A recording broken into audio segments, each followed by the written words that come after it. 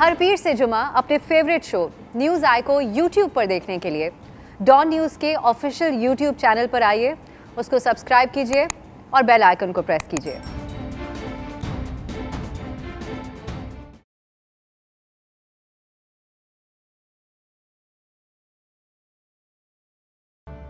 السلام علیکم، آپ دیکھ رہے ہیں نیوز آئی، میں ہوں ابسا کومل۔ آج ایک بڑی اہم خبر سامنے آئی جس کا بڑا انتظار تھا۔ Financial action task force FATF نے پاکستان کے حوالے سے کیا فیصلہ کرنا ہے، اس پہ سب کی نظریں تھیں آج کہ کیا پاکستان کا نام گرے لسٹ میں برقرار رہے گا، اور کچھ ایسا ہی ہوا، اعلان کیا گیا کہ پاکستان کا نام برقرار رہے گا۔ لیکن ساتھ ہی جو فیٹف کے صدر ہیں انہوں نے کہا کہ پاکستان کے ایکشن پلان سے پاکستان نے اس پہ بہتر طریقے سے عمل درآمد کیا ہے، کوشش کی کرپشن کی روک تھام کے حوالے سے بھی، اقدامات کے حوالے سے، لیکن ساتھ ہی یہ بتا دیا کہ منی لانڈرنگ سے متعلق نکات پر مزید کام کرنے کی ضرورت ہے۔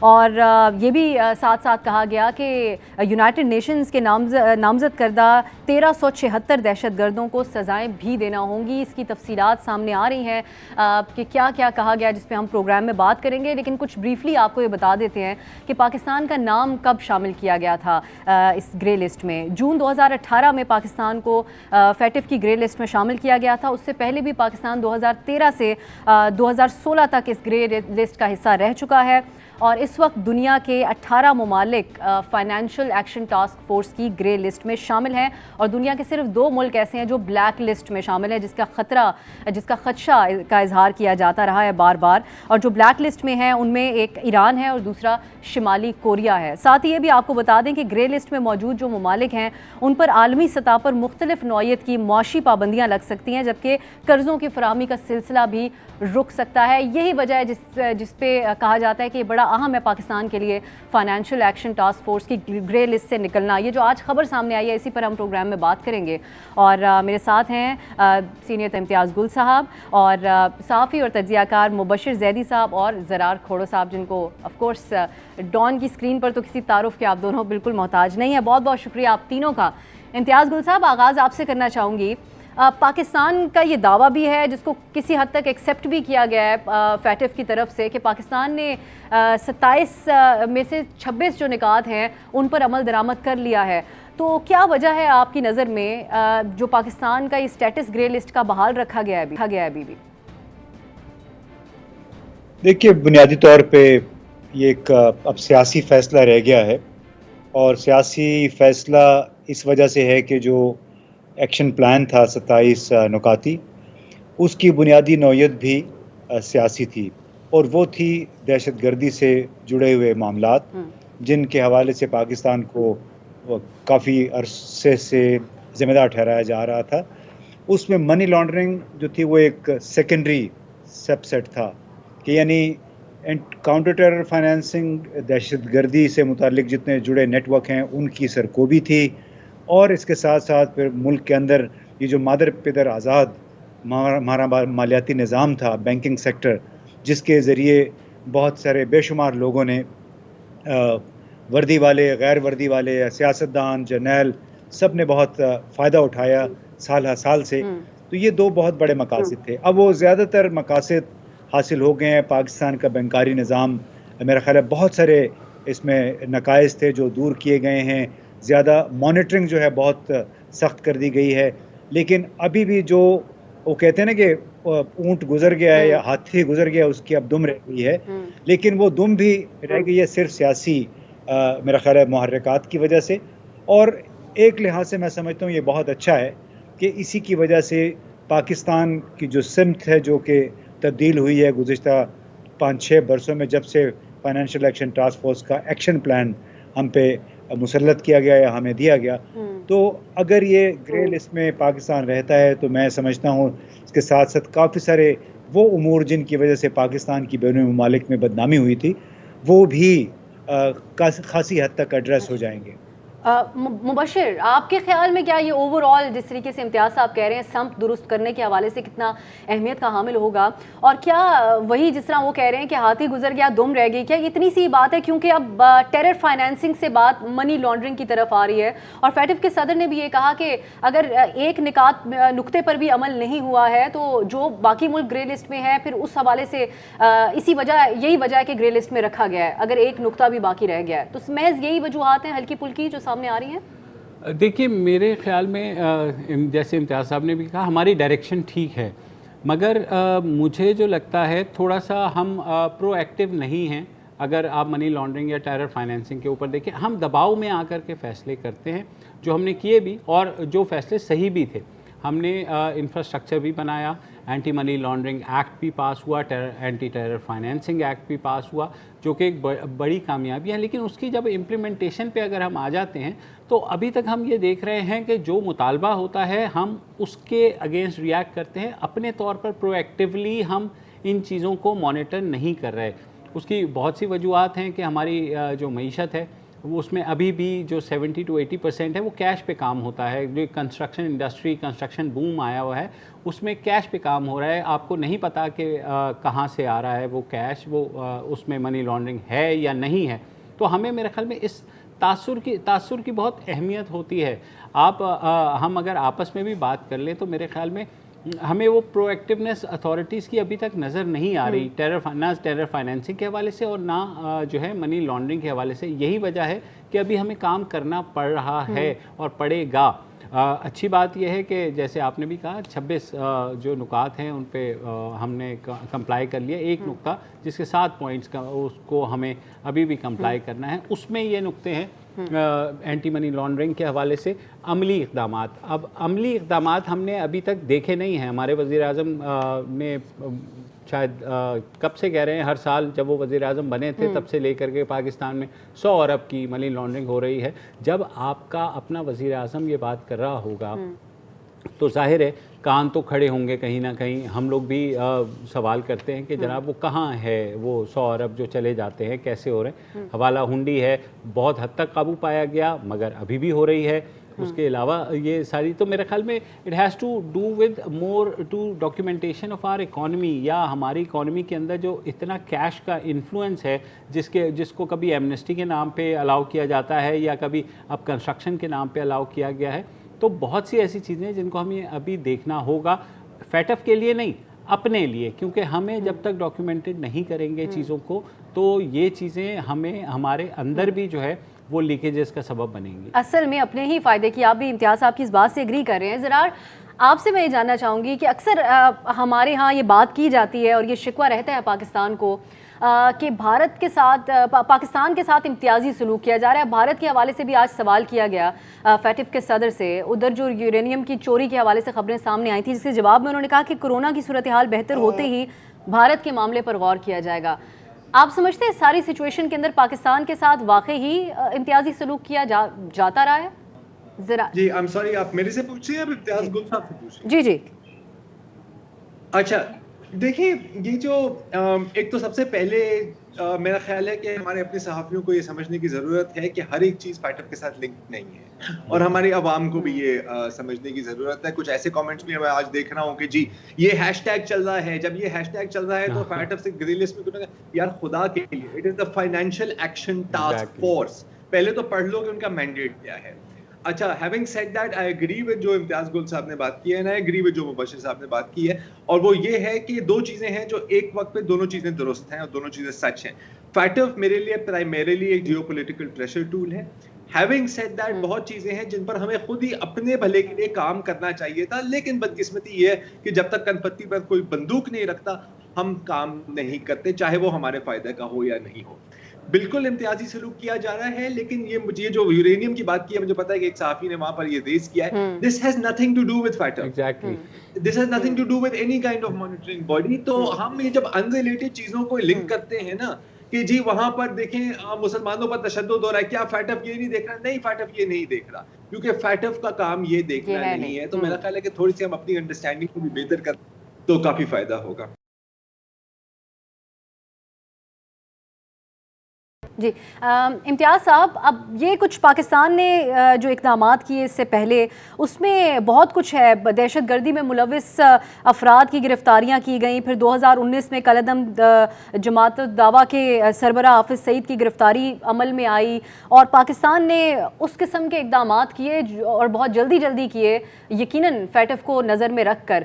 تو یہ جو بات اب سے تھوڑی دیر پہلے کی گئی یہاں پر کہ پاکستان جو بھی کرتا ہے وہ مجبوری کے تحت اقدامات، بظاہر یہ لگ رہا تھا، لیکن آپ کو لگتا ہے کہ جب اب ہمارے ہاں بھی گھر کو درست کرنے کی بات بڑے اہم لیول پر کی جا چکی ہے، اس کو تسلیم کیا جا چکا ہے اس بات کو، تو کہیں نہ کہیں یہ سب جو آگے اقدامات کیے جا رہے ہیں وہ تبدیلی لانے کے لیے ہی سسٹم میں کہیں نہ کہیں اس کے اندر اول آنسر بھی شامل ہے، یا صرف FATF کو ذہن میں رکھ کر یہ سارے اقدامات ہو رہے ہیں؟ دیکھیے، یہ بہت اچھا ایک منصوبہ تھا جو ہم پہ مسلط کیا گیا، لیکن اس میں ہمارا ہی بھلا ہے، اور بھلے وہ مسلط کیا گیا یا ہم نے قبول کیا، لیکن اس سے چھٹکارا نہیں تھا. اب دیکھیے نا کہ وہ ایک بڑے صاحب ہیں، وہ یہ کہتے ہیں اس ملک میں ایک بینکاری نظام کی یہ حالت ہے یا اس کو ایکسپلائٹ کرنے کی. وہ کہتے ہیں کہ مجھے معلوم نہیں ہے کہ میرے پرسنل اکاؤنٹس میں کون لوگ پیسے جمع کراتے رہے ہیں. آج کے دور میں آپ مجھے بتائیں کون سا وکیل، کون سا جج، کون سی شعور شخص اس بات کو تسلیم کرے گا کہ ان کے اکاؤنٹ میں، ان کو پتہ ہی نہیں تھا، بڑے بھولے تھے. ہم دعا کرتے ہیں کہ ہمارے بھی کچھ ایسے اکاؤنٹ ہوں جہاں پہ اس طرح باہر سے. مبشر صاحب نے اس بات کا اظہار کیا بھی تھا ٹویٹر پہ. نہیں، وہ اصل میں میرا ہی پیسہ تھا، وہ غلطی سے ان کے اکاؤنٹ میں چلا گیا، مجھے میں تو واپس مانگ رہا ہوں ابھی. اچھا، اور دوسری بات یہ کہ اس ملک میں جتنا بھی حکمران طبقہ ہے، حکمران طبقے میں ہمارا بزنس مین بھی آتا ہے جو ریئل اسٹیٹ میں کام کرنے والے ہیں، جو کہ شناختی کارڈ اور بینک اکاؤنٹ کے ذریعے کام ہی نہیں کرنا چاہتے ہیں. اس ملک میں بڑے اداروں سے وابستہ لوگ ہیں جن کی بڑی ٹرانزیکشنز ہیں، لیکن وہ کیش میں کرنا چاہتے ہیں. اور اس میں ہمارے خود صحافتی ادارے بھی اس میں شامل ہیں، جو کہ ہم دوسروں کو لیکچر تو بہت دیتے ہیں، لیکن اگر آپ اپنے ان کے اندر کے حالات دیکھ لیں کہ وہ کس طرح ٹیکس چوری کرتے ہیں، ملازموں سے کاٹتے ہیں لیکن ملازمین کو، ورکرز کو دیتے نہیں ہیں، 2 مہینے تنخواہیں نہیں دیتے. تو یہ مسئلہ ہمارے ایک مائنڈ سیٹ کا ہے، اس منافقت کا ہے جس منافقت میں ہماری یہ ریاست پل بڑھ رہی ہے، پروان چڑھ رہی ہے. اس کا تعلق صرف ایک وزیر اعظم سے، دوسرے وزیر اعظم سے نہیں ہے، بلکہ مائنڈ سیٹ سے ہے. جب تک یہ مائنڈ سیٹ تھوڑی بہت تبدیل نہیں ہوگا، اس وقت تک لوگ اپنے پیسے چرانے کے لیے، TTs کے لیے، ٹیکس چرانے کے لیے، ٹیکس ایویٹ کرنے کے لیے وہ راستے تلاش کرتے رہیں گے. تو اس لیے بڑا اچھا ہوا ہے کہ فائنینشیل ایکشن ٹاسک فورس کا ایکشن پلان آیا، اس کے تحت بہت ساری تبدیلیاں دیکھنے میں آئی ہیں، اور اسی کی وجہ سے پاکستان کا جو بینکاری نظام ہے دس از ناؤ ایٹ اے پار، یعنی برابر ہو گیا ہے بہت سارے ترقی یافتہ ممالک کے نظام کی طرح. البتہ اس میں ابھی کام بہت ہونا باقی ہے، کیونکہ ہمارے ہاں جو بابو مائنڈ سیٹ ہے وہ تبدیلی نہیں چاہتا. وہی بابو مائنڈ سیٹ سیاستدان کو بھی اور دوسرے جو بزنس مین ہیں ان کو راستے دکھاتے ہیں کہ کس طرح آپ لوگوں کو اس سسٹم کو ڈاج کریں. تو جب تک اس سسٹم کو ڈاج کرنے کے راستے مزید بند نہیں ہوں گے، اس وقت تک ہم پہ اس قسم کا جو نظام ہے یا FATF کا ایکشن پلان ہے یہ بالکل رہنا چاہیے، گرے لسٹ میں رہنا چاہیے. اسی کے ذریعے بہتری آئے گی. مبشر، اب حماد اظہر صاحب کہہ رہے ہیں کہ نئے ایکشن پلان پر 2 سال کے بجائے 1 سال میں عمل درآمد کا ہدف ہے. یہ تمام گراؤنڈ ریالٹیز جس طرح امتیاز صاحب بھی بات کر رہے ہیں، سب کو دیکھتے ہوئے آپ سمجھتے ہیں کہ اس پہ عمل درآمد ہو سکے گا؟ پازیٹیو نظر آ رہی ہے ہمیں گورنمنٹ ویسے؟ جی بالکل، لیکن دیکھیں اگین جو بات ہو رہی ہے نا کمٹمنٹ کی ہو رہی ہے کہ کس حد تک آپ کر سکتے ہیں. ابھی کنسٹرکشن کے اس پہ آپ دیکھ لینا کہ پیسہ کہاں سے آ رہا ہے، باہر سے آ رہا ہے، کہاں آ رہا ہے، کہاں کو جا رہا ہے، کسی کو کچھ نہیں پتا، سب کو بوم نظر آ رہا ہے. اگر اس میں سے ہی کوئی ایسی چیز نکل آئی کل کو کہ یہ جو ہے منی لانڈرنگ کا پیسہ تھا جو یہاں سے راؤٹ ہو کے باہر گیا اور باہر سے اب واپس آیا، یا کوئی ٹیرر فائنینسنگ اس میں، تو پھر کہ ہم کیا کریں گے؟ تو ہمارے یہاں بدقسمتی یہ ہے کہ دیکھیے لاز بن دیتے ہیں، ہم چیک نہیں رکھتے. ہماری جیسے میں نے پہلے کہا پرو ایکٹیو اپروچ ہے ہی نہیں کہ ہمارے سامنے ابھی آپ کسی بینک چلے جائیں اور بینک والوں سے وہ آپ کو 10 طریقے بتا دیں گے. اب دیکھیے باہر کے ممالک میں بھی یہ ہوتا ہے کہ پیسے آپ لے جائیں بھر کے تو وہ بھی آپ کو ریفیوج دے دیتے ہیں. لیکن ہمارے یہاں مسئلہ یہ ہے کہ ہمارے یہاں کیونکہ کوئی چیک نہیں ہے، کوئی ویزیبل میکینزم ہے ہی نہیں کسی کے لیے کہ وہ یہ دیکھ سکے کہ، اور جب فیکٹ کی بات آتی ہے کہ ہماری ابھی بھی بلیک اکانومی جو ہے وہ بہت زیادہ ہے, آدھی سے زیادہ ہماری بلیک اکانومی ہے, تو ظاہر ہے اس کو ہمیں کم کرنا ہے, ہمیں کنٹرول لے کے آنا ہے. یہ اس بات پہ یقیناً آپ لوگ تینوں ہی اگری کر رہے ہیں کہ اب عمل درآمد اگر کیا جاتا ہے تو یقیناً اس میں فائدہ تو پاکستان کا ہی ہے. زرار, اکثر یہ ہوتا ہے, ہم لوگ یہ دیکھتے ہیں, اور جس طرح کے ریاکشنز کی آپ لوگ پہلے بھی بات کر رہے ہیں, اب پاکستان کو اب اپنی آفیشیل سطح کے اوپر اس بات کو ایکسیپٹ کرنے کی کتنی ضرورت ہے کہ یہ جو کچھ ہو رہا ہے اس میں پاکستان کے ساتھ کوئی بہت ہی, کیونکہ کچھ ریالٹیز سامنے موجود ہیں جس کی بنا پر پاکستان کا نام FATF کے اندر شامل کیا گیا, تو اس کو آفیشیلی ایکسیپٹ کرنے کی کتنی ضرورت ہے کہ یہ خامیاں تھیں, ان کو ہم درست کر رہے ہیں, بجائے اس کے کہ ہم جو ایک عام خیال ظاہر کرتے ہیں کہ ساری دنیا ہمارے خلاف سازش کر رہی ہے. نہیں, آئی تھنک ہمیں بہت چیزوں میں ریالٹی چیک کی ضرورت ہے, لیکن مجھے ریئلائزیشن سے زیادہ غرض نہیں ہے, مجھے ایکشن سے زیادہ غرض ہے, اور اگین بدقسمتی سے یہی ہوتا ہے. اچھا, آئی ایم کوشیسلی آپٹیمسٹک, اور وہ اس لیے ہے کیونکہ جو 27 پوائنٹس ہیں ان میں سے 26 پر تو آپ نے کر دیا ہے نا. اگر آپ 2 سال پہلے کی پکچر دیکھیں اور آپ آج کی پکچر دیکھیں تو زمین آسمان کا فرق ہے ان ٹرمز آف کمپلائنس. ایک پوائنٹ رہتا ہے, اینڈ آئی تھنک کہ اگر ہم اس پر ڈٹرمنٹلی کام کریں تو ہم یہ بھی اچیو کر سکتے ہیں. اور پھر مانا کہ it is a geopolitical tool of coercion, یہ بات میں مانتا ہوں, لیکن اگر آپ ان کی جو فرمائشی پروگرام ہے اگر ان پر آپ عمل کر کے ان کے سامنے دے دیں تو پھر ان کے پاس کم از کم جواز نہیں رہے گا. پھر اگر انہوں نے آپ کو نہیں ہٹایا تو بالکل میں بھی کہہ رہا ہوں گا کہ sir this is absolutely a conspiracy against Pakistan. لیکن پہلے آپ اس پر کمپلائنس کریں اور پھر یہ باتیں کریں. دوسری بات ہے کہ بالکل ہماری جو جنرل انڈرسٹینڈنگ ہے, اور میں عوامی لیول پر بات کر رہا ہوں جیو پولیٹکس کی, وہ بہت ایمیچرش ہے. ہم ابھی تک بات کر رہے ہیں کہ جی ہم اس بلاک کا حصہ بنے, ہم اس بلاک کا حصہ کریں, جب بنے جیسے کہ یہ 70 کی دہائی ہے اور کولڈ وار چل رہی ہے. The world has moved on. ہم بات تو کر سکتے ہیں کہ جیو اکنامکس کی بالکل کرنی بھی چاہیے, لیکن اس کو ایکچولی امپلیمنٹ کرنا, تو turn that into a reality, میں آپ کو بہت بہت کام چاہیے کرنا ہوگا اس پر. جی بالکل. ابھی ایک بریک کی طرف جاتے ہیں, اور آج کل صاحب بہت سارے انٹرویوز دے رہے ہیں انٹرنیشنل میڈیا کو, اور اب ایک انٹرویو انہوں نے امریکی اخبار نیو یارک ٹائمز کو بھی دیا ہے, اس میں بھی کچھ بڑے اہم ان سے سوالات کیے گئے جس کے انہوں نے بڑے اسٹریٹ فارورڈ جوابات دیے. جب بریک سے واپس آئیں گے تو اس کا بھی ذکر کریں گے.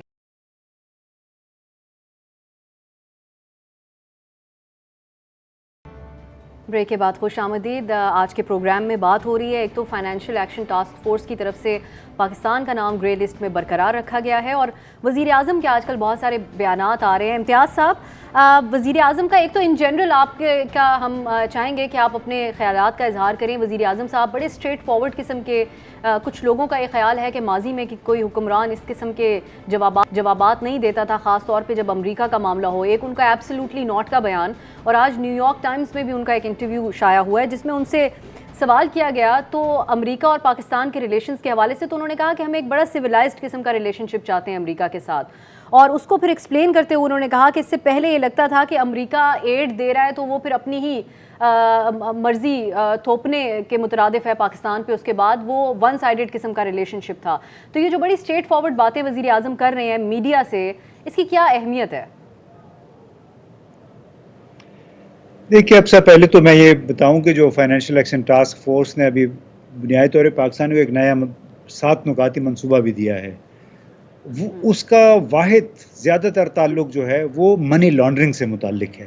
یعنی اس ملک کے اندر مختلف حوالوں سے, چاہے وہ ٹیرر فائنینسنگ ہے, چاہے کک بیکس ہیں یعنی ناجائز طریقے سے کمائی ہوئی دولت ہے, اس کو اس ملک سے باہر بھیجنے اور بینکوں میں جمع کرانے کے تمام راستے مسدود کرنا ہے. تو یہ وہ 7 نکاتی منصوبہ ہے جس کے حوالے سے حماد اظہر صاحب نے کہا ہے کہ ہم 1 سال کے اندر بھی اس پہ عمل درآمد کر سکتے ہیں. اس کے لیے قوانین میں مزید ترامیم کی ضرورت ہے. دوسرا, زرار بھائی کہہ رہے تھے کہ دنیا جو ہے تو ہیز مووڈ آن, یہ کوئی سر جنگ نہیں ہے, لیکن بصد احترام 12-13 تاریخ کو یونائٹڈ کنگڈم برطانیہ میں جو G7 کی کانفرنس ہوئی ہے, چوٹی کی کانفرنس, اس میں ان کے اعلانیے کے ذریعے باقاعدہ طور پہ نئی سرد جنگ کا اعلان کر دیا گیا ہے. اس میں چین اور روس کو نشانہ بنا کے یہ کہا گیا ہے کہ آئندہ جو جنگ ہے وہ جمہوری ممالک میں اور ان ممالک میں ہے جہاں پہ آمرانہ نظام ہے.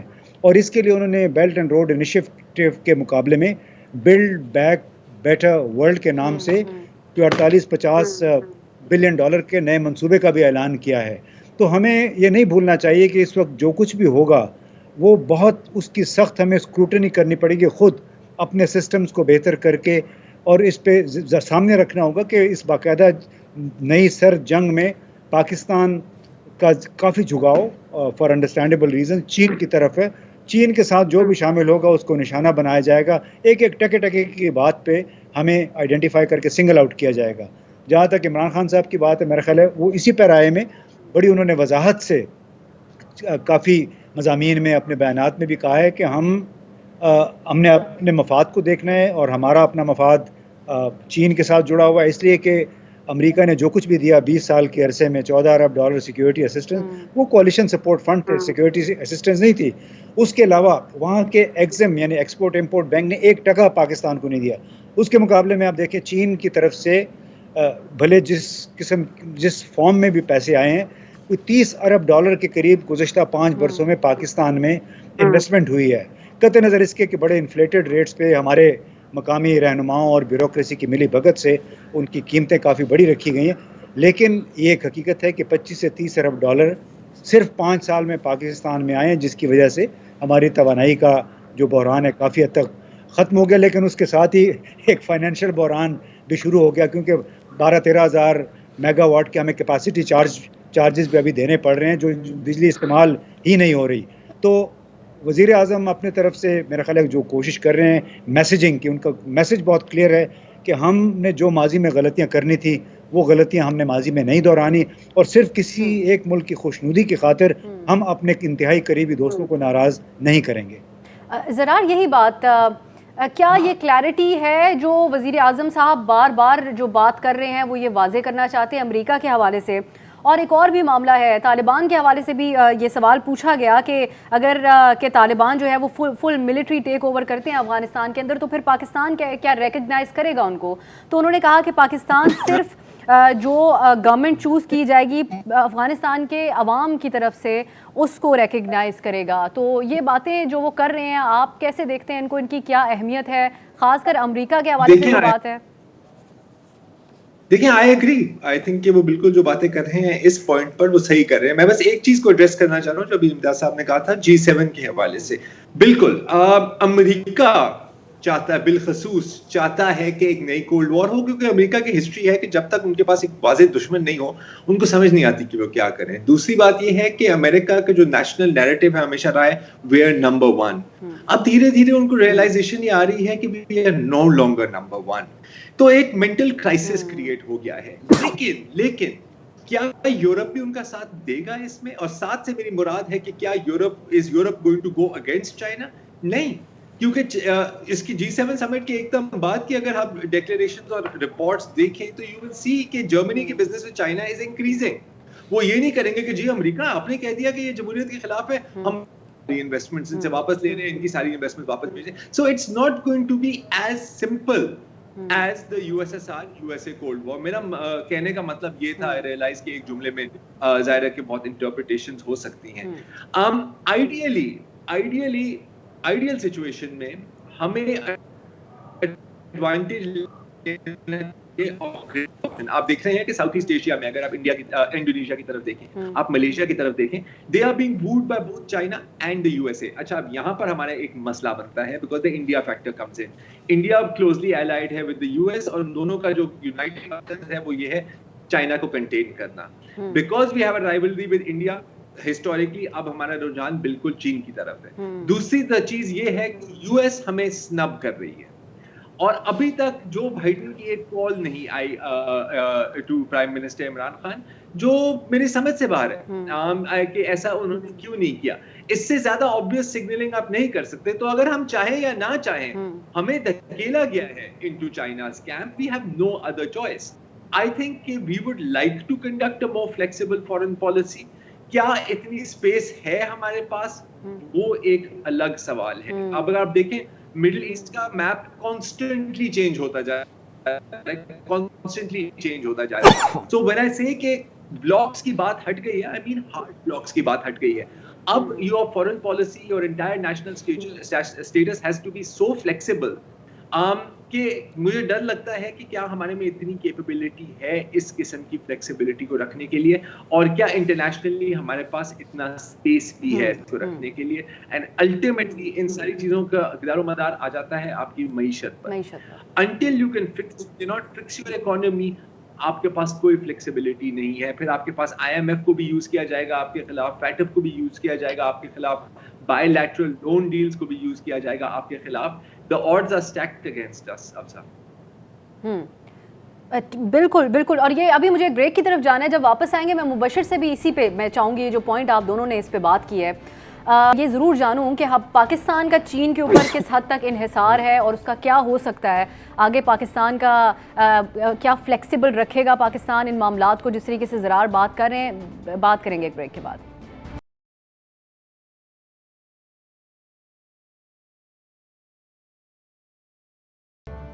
ब्रेक के बाद खुश आमदीद. आज के शो में बात हो रही है एक तरफ फाइनेंशियल एक्शन टास्क फोर्स की तरफ से पाकिस्तान का नाम ग्रे लिस्ट में बरकरार, दूसरे प्राइम मिनिस्टर साहब के भी बहुत सारे बयानात आ रहे हैं, जैसा कि आज का इनका एक इंटरव्यू शाया हुआ अमरीकी अखबार न्यूयॉर्क टाइम्स में. मुबशिर, जो बात ब्रेक से पहले हो रही थी G7 समिट के हवाले से, अब चीन के साथ तो पाकिस्तान की पहाड़ों से ऊँची दोस्ती और पता नहीं शहद से ज़्यादा मीठी, समंदर से गहरी, तो वो जो दोस्ती है पाकिस्तान की, उसमें पाकिस्तान बैलेंस कैसे बरकरार रखे, क्योंकि बड़ा इन्हिसार है पाकिस्तान का चीन के हवाले से, और चीन के हवाले से सवालात और उठ रहे हैं दुनिया में. देखिए, मुझे ये लगता है कि सिफारतकारी का पहला असूल ये है कि सारे अंडे जो हैं वो एक बास्केट में आप नहीं डाल सकते. हम तुर्की की अगर एग्ज़ाम्पल ले लें, आप देखिए कि गुज़िश्ता 3 बरस में उनकी सिफारतकारी कैसी रही. रशिया का उन्होंने तैयारा गिरा दिया, रशिया से उनकी ठन गई, उसके बाद अमेरिका से ठन गई, फिर सऊदी अरब और पूरे जो UAE है उनसे ठन गई, उन्होंने कतर का साथ दिया. इन दी and they came out triumphant. उनकी सिफारतकारी इतनी अच्छी रही कि हमें उससे कम से कम कुछ सीखना है कि हम सारे अंडे एक बास्केट में नहीं रख सकते. अमेरिका बहरहाल जैसे भी सही हमारा ट्रेडिंग पार्टनर है, तो मेरे ख्याल में वज़ीर आज़म को ये कह देना कि बिल्कुल हम अड्डे नहीं देंगे, और साथ साथ जो है अगर मुलाकातें कर रहे हैं आर्मी चीफ साहब भी, तो थोड़ा सा आप मुबहम गुंजाइश ज़रूर रखते हैं कि हाँ हम बात कर सकते हैं, दिस इज़ अ नो, लेकिन बाकी जो चीज़ें हैं उस पर हम बात कर सकते हैं. अव्वल तो सर्टन टर्म्स में आप नहीं कह सकते, क्योंकि यू नेवर नो. हमारे यहाँ बदकिस्मती कह लें कि वज़ीर आज़म के हाथ में उतनी चीज़ें नहीं होती जो अदरवाइज़ किसी डेमोक्रेसी के वज़ीर आज़म के हाथ में होती हैं. फिर ये कि वज़ीर आज़म को कोई इनपुट देने वाला नहीं है, वो ऑफ द कफ रिमार्क्स दे देते हैं, जिसमें बाद में चाहे वो न्यूक्लियर आपके प्रोग्राम के बारे में हो, चाहे वो भारत के बारे में हो. तो मेरे ख़्याल में बहुत ज़रूरी है कि वज़ीर आज़म को एक इन्फॉर्म्ड कम अज़ कम एक ब्रीफ दिया जाए, फ़ॉरेन ऑफिस की तरफ से दे दिया जाए, या अगर फ़ौज देना चाहती है वो दे दे, या वज़ीर ख़ारजा उनके साथ बैठ जाएं, ब्रेन स्टॉर्मिंग सेशन कर लें कि हमारे broad contours of are foreign and security policy ये है. आप इसके अंदर रह कर के बात कर सकते हैं. आप इन सर्टन टर्म्स जो है ऐसी बात नहीं कर सकते कि जो बिल्कुल आप दरवाजे बंद करने वाली बात करें. तो मेरे ख्याल में ये थोड़ा सा इनको सीखने की ज़रूरत है. ठीक है, वाह बहुत हो जाती है, सोशल मीडिया पे ट्रेंड भी बन जाते हैं, मैं भी ट्वीट कर देता हूँ, इम्तियाज़ भाई भी कर देते हैं, ज़रार भी कर देता है, सब बड़ी खुशी की लहर दौड़ जाती है. लेकिन सिफारतकारी बहुत डेलिकेट काम है, तो वज़ीर आज़म को थोड़ा सा इसमें सीखना पड़ेगा मेरे ख्याल में. इम्तियाज़ साहब, ये जो बात मैं चाहूँगी कि आप इसको भी एड्रेस करें ज़रूर, जो मुबशिर बात कर रहे थे.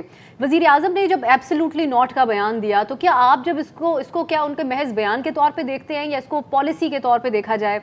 दूसरी बात ये कि उनसे ये जो उनका हालिया इंटरव्यू है उसमें भारत के हवाले से भी सवाल किया गया कि अगर स्टेटस को रहता है बरकरार कश्मीर के हवाले से, तो क्या इसको आप कंसिडर करेंगे भारत की विन? तो वज़ीर आज़म साहब ने इसके ऊपर भी जवाब दिया, और फिर ये भी कहा गया कि जो मोदी हुकूमत है वहाँ पे, क्या आप समझते हैं कि उसके होते हुए हालात में बेहतरी नहीं आ सकती दो मुल्कों के? तो उन्होंने अपने तफसीली जवाब में उसका जवाब यही दिया कि ऐसा ही है, जो तवक्कुआत थी उस पे भी कम, थोड़ी बहुत तवक्कुआत थी उस पर भी पूरा नहीं उतरा भारत.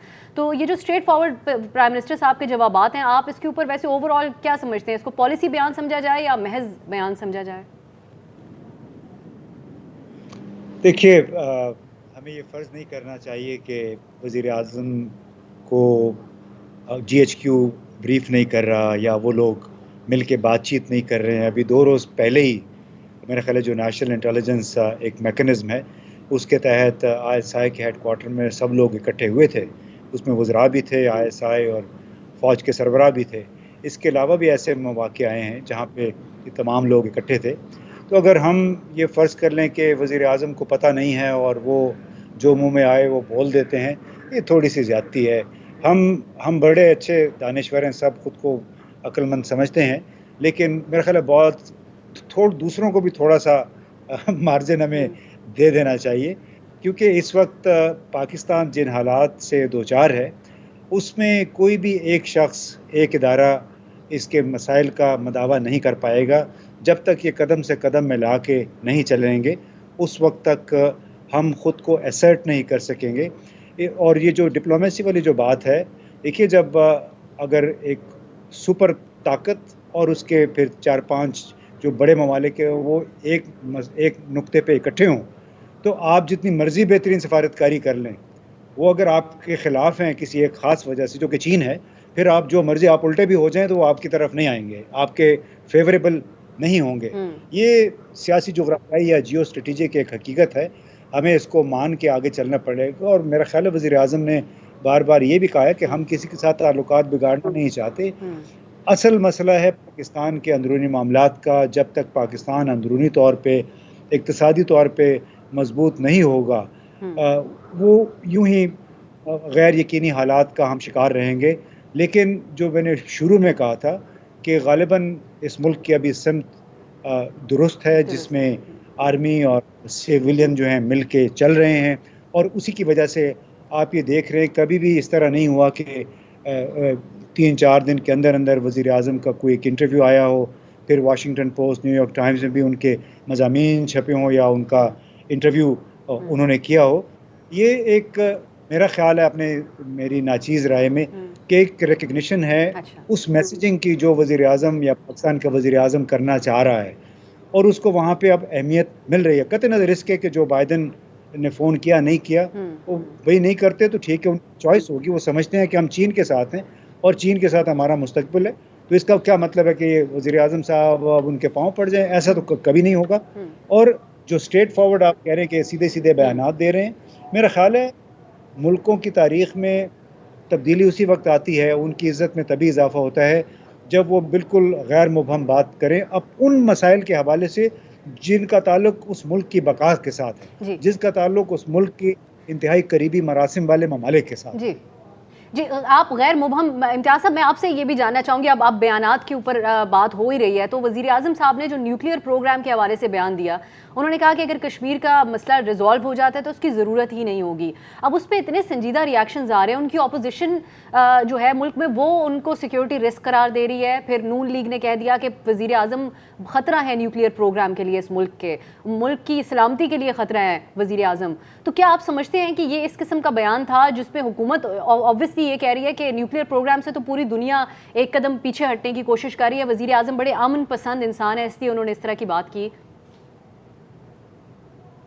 دیکھیے اس میں تو ہر ایک کا اپنا ایک نقطہ نظر ہے کہ اس کو بیان کو آیا سنجیدہ لیتا ہے, اگر سنجیدہ لیتا ہے تو کس اینگل سے.